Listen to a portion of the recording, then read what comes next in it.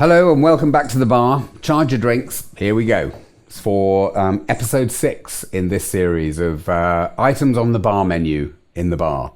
So first item on the bar menu today that we're going to look at, our special of the day, is resource planning.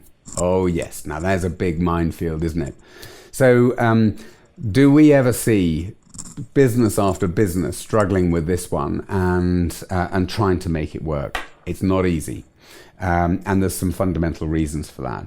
So what's the ideal dish? What are we looking for with resource planning? What are we trying to achieve? So my sort of synopsis of what I think we're trying to achieve is we're trying to enable the right discussion for solutions around the portfolio that essentially enable us to manage resource constraints. So it's about prioritizing, it's about deciding when we recruit more people or we do less projects. It's about balancing the portfolio so you can release your optimum amount of benefits across the year without creating a monster. And therein lies one of the problems. There's plenty of tools out there and methods and etc. And we've seen so many.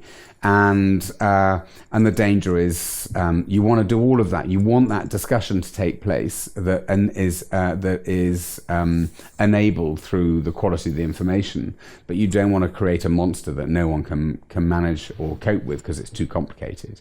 So what are the problems that we're trying to solve here? So I think the first is that we're trying to, that we have a problem trying to work with credible information at a portfolio level, remembering that if you're going to look at resource contention and resource capacity versus demand, you have to add into the mix the BAU piece, because 9 out of 10 businesses that we work with, the resources that are running projects are also doing BAU activity. So somehow that's got to come into the mix in order to make it a valuable conversation. The second problem we're trying to fix is just overcomplicated resource planning modules. You can get a brilliant business analyst to create a spreadsheet, which is absolutely fantastic, but no one can use because it's too complicated. There are plenty of PPM tools out there, and nearly all of them have resource management modules, including our own. But the danger with resource management modules in PPM tools is often, again, they're too complicated, and you end up trying to over create the data that's going into that resource module, and you end up with a number that just doesn't make sense. So it doesn't work. The third thing is we're trying to sort of tackle the problem of too much change, trying to go through what's a pretty small funnel and failing. And so you want to smooth that transition into change through into the business. So that you release benefits and you focus on the benefits that are most attractive to the business. So what are the key ingredients of good resource planning? I'm going to give you 3 that I think are key ingredients. The first is look at yourselves in the mirror and just be pragmatic and keep it simple. The more simple you can keep the solution, the more likely it is to succeed. I know that sounds very straightforward, but you're better off adopting the sort of 80-20 rule, where you do 20% of the effort goes in to deliver 80% of the value. Just keep it simple, keep it pragmatic, don't overcomplicate it.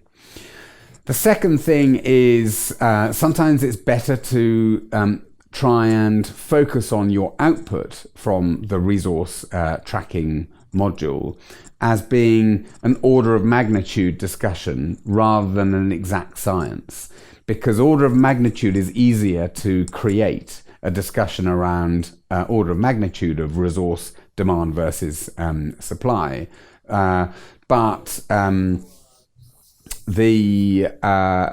it's much harder to actually make it an exact science. And the danger of trying to make it an exact science is you end up with needing 2,000 business analysts when you only have 30. That's a bit of an exaggeration, but you know what I mean. Too much of this. So the final thing, really, the final ingredient, I think, for resource planning is trying to get your resource planning into a central repository. It's a key ingredient for me, because if you end up with Excel spreadsheets all over the business, then it's just very, very difficult to then collate that into anything sensible at a portfolio level. The magic ingredient.